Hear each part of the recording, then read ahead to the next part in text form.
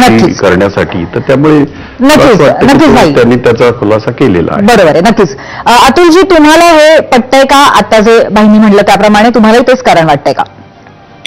नाही, तर सुनील तटकरेंनी स्वतः सांगितलंय की तब्येतीची विचारपूस करण्याकरता ते भेटलेले आहेत. आणि भारतीय जनता पार्टी म्हणून मी एवढंच सांगेन की राष्ट्रवादी काँग्रेस पार्टी अजित पवारांच्या नेतृत्वाखालची हा एक स्वतंत्र राजकीय पक्ष आहे आणि त्यांनी आपली भूमिका वेळोवेळी या संदर्भातली स्पष्ट केलेली आहे.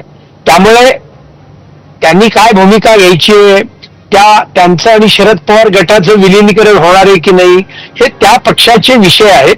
त्याच्यावर कुठल्याही प्रकारचं भाष्य आम्हाला करायची इच्छा नाहीये. महायुती भक्कम आहे, एवढं मात्र मी 100% सांगेन.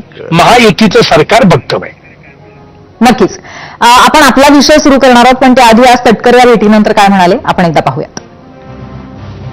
अनेक दिवस ठीक नसल्यामुळे त्यांच्या तब्येतीची विचारपूस करण्यासाठी गेले काही दिवस वेळ मागितला होता. कारण साहेब ब्रिज कंडीमध्ये होते.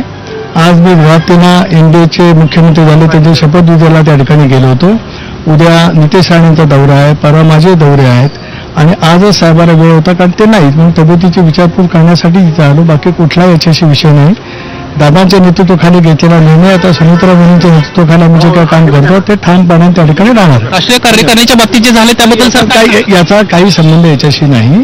त्या बाबतीमध्ये भेटी संदर्भ नाही, मात्र याचा बिलकुल संबंध नाही एक भाग.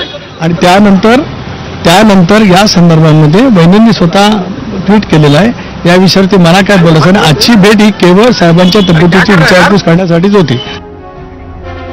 यानंतर आपण आजच्या जुऱ्यावर